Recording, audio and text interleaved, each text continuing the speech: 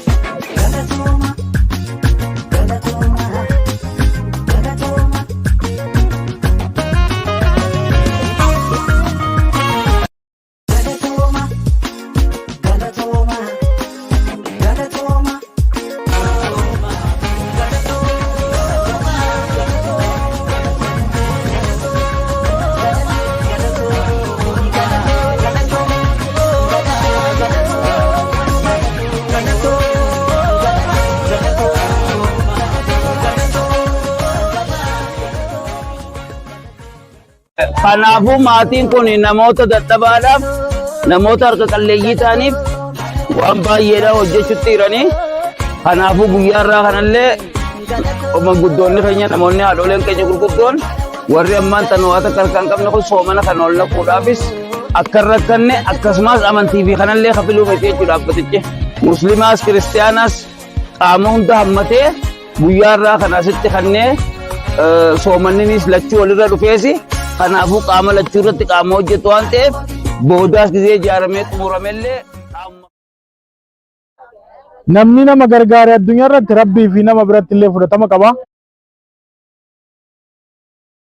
Namni hundi akkanatti wal gargaaruun aadaa kaleessa uummanni keenya irra dhufe, aadaa kaleessa uummanni Oromoo irra dhufe, aadaa kaleessa uummanni Islaamaa irra dhufe waan ta'eef hedduu akkuma reefu obboleeyyan kiyya kaasan san kan nu jennu olitti Khaliq naa kennuuf jedha. Maqaa kootii fi maqaa bulchiinsa magaalaa Maayaatiin hedduu galata guddaa qabnaafi isaanitti isaa baru rabbiin isaa salphisuu fi bakka irraa baate kana rabbi itti dabalu. Waan keenyaaf manguddoota keenya carraa guyyaa irraan kan argatanii guyyaa gammachuu kana Ramadaan dhaquudhaaf waan gaarii kana asitti argamtan duraan dursee obboleeyyan keenya har'aan tan akkanatti nama halee nu dhalee nu guddisee bakka tanaan nu ga'ee dadhabee har'aan tan xura taate isaan kanaaf yaadee isaan kana bakka jirtan hundaa olii yaamee qabeenya qaban walitti qabanii nama isinii kanaan Ramadaana kana laagaa jiisee garaa guutee somansisuudhaaf kana godhaniif duraan dursinee isaan kanaaf du'aa guddaa goonu rabbi haa kennuuf isaan kana rabbitti haa hidhuu akkasuma rahima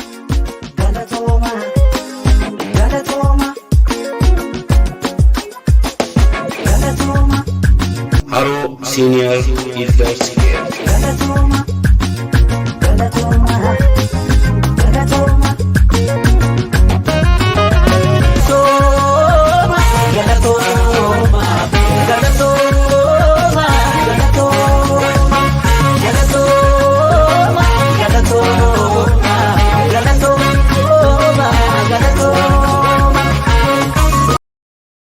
Dhaabbanni Haro Senior Elders Care kan Jaanwarii 13 bara 2023 kan bu'uureffame hogguu ta'e manguddoota jireenyi itti ulfaatee nama isaan gargaaruu fi galii dhuunfaa isaanii hin qabne kan sadaqaa hin kadhanne qaama miidhamtoota wantoota akka uffataa, nyaataa, bakka jireenyaatii fi wantoota bu'uura jireenyaaf ta'an tajaajila kennuudha.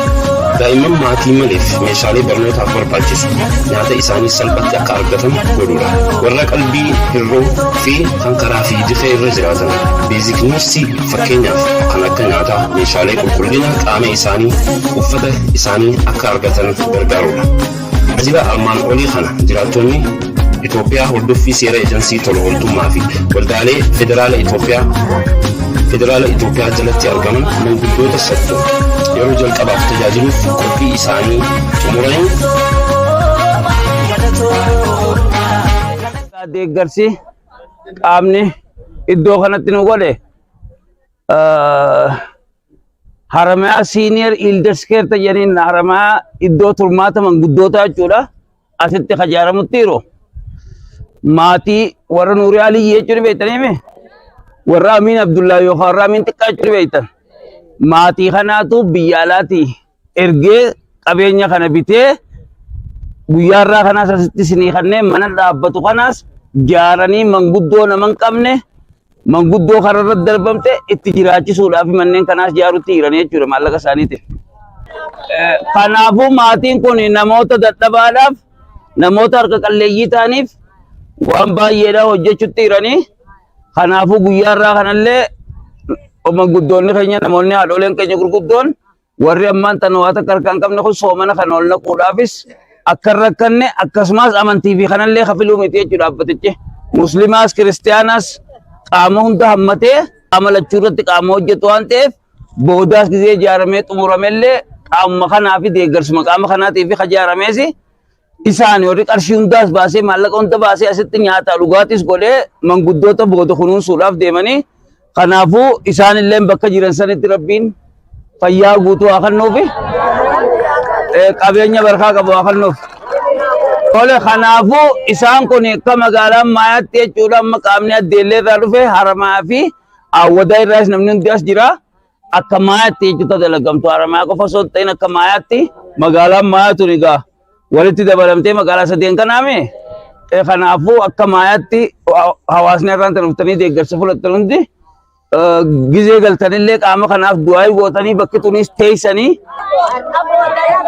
bulchaan dhaamsa isinii dhaamu dhaama daftanii deemtanii maallaqaas isinii kakannamuu jira maallaqa sanis tartiiba tokkoon isinii akkuma jirtan sanitti tartiiba tokkoon isinii hirama maallaqni barbaree fi shunkurtaadhaan illee bitattanii akkasitti eeggattanii. Tan akkanatti nama halee nu dhalee nu guddisee bakka tanaan nu ga'ee dadhabee arraan tana xura taate isaan kanaaf yaadee isaan kana bakka jirtan hundaa olii yaamee qabeenya qaban walitti qabanii nama isinii kanaan ramadaana kana laagaa jiisee garaa guutee somansisuudhaaf kana godhaniif duraan dursinee isaan kanaaf du'aa guddaa haa goonu rabbi haa kennuuf isaan kana rabbitti haa hidha'u akkasuma rahima isaanii hunda gartee haadha abbaa isaaniitiif rahima isaaniillee abbaa isaaniitillee rabbiin jannataan haa qananiisu jannana warra jirus fayyaadhaan rabbi nu haa badhaasu akkasitti duuba rabbiin kaa riskii tanaas riskii taa'ee ofiiti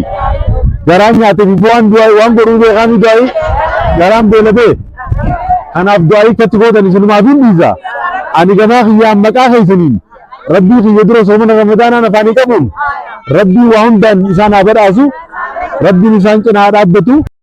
Namni nama gargaare addunyaa irratti rabbii fi nama biratti illee fudhatama qaba. Namni hundi akkanatti wal gargaaruun aadaa kaleessa uummanni keenya irra dhufe aadaa kaleessa uummanni Oromoo irra dhufe aadaa kaleessa uummanni Islaamaa irra dhufe waan ta'eef hedduu akkuma reefu obboleeyyan kiyya kaasan san kan nu jennu olitti Haaliqni haa kennuuf jedha.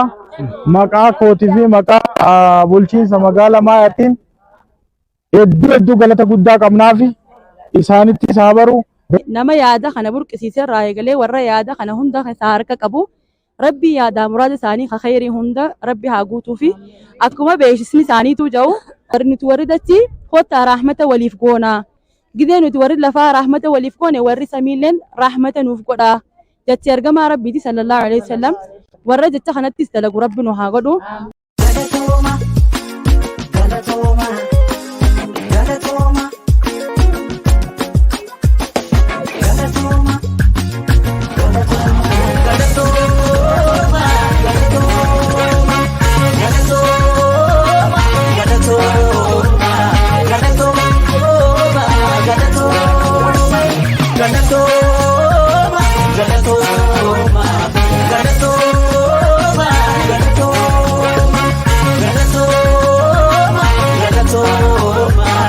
Mana dhaabbatu kanas jaaranii manguddoo nama hin qabne manguddoo kararra darbamte itti jiraachisuudhaaf manneen kanaas jaarutti jiranii jechuudha maallaqa isaaniitiin.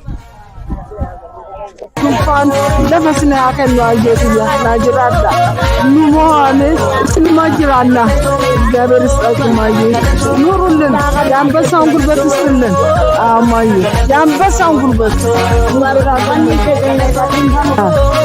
አንተ ካናነ ከመቀባጭ ወለቶ መለከየ ወየጅዋ ተቀለ ተቀለ ዋልኛ ዱየ አለዛ ጀበላገ ከደረ ደነቲ ጋርዲ ጀምሰደው ወለተ እጀነ ከሪታ ሰልማንን ጅራዳ ያልማንኪ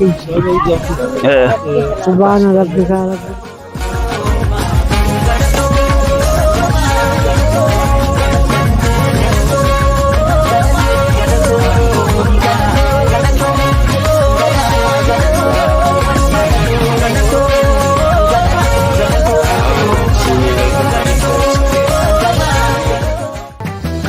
namni yoo waan ofiin barbaade dhaba beekus dhiisu waan irreen isaaf qabaate qaba. Namni yoo waan ofiin barbaade dhaba beekus dhiisu waan irreen isaaf qabaate qaba. Wanti noonni waan hin oolle. Yo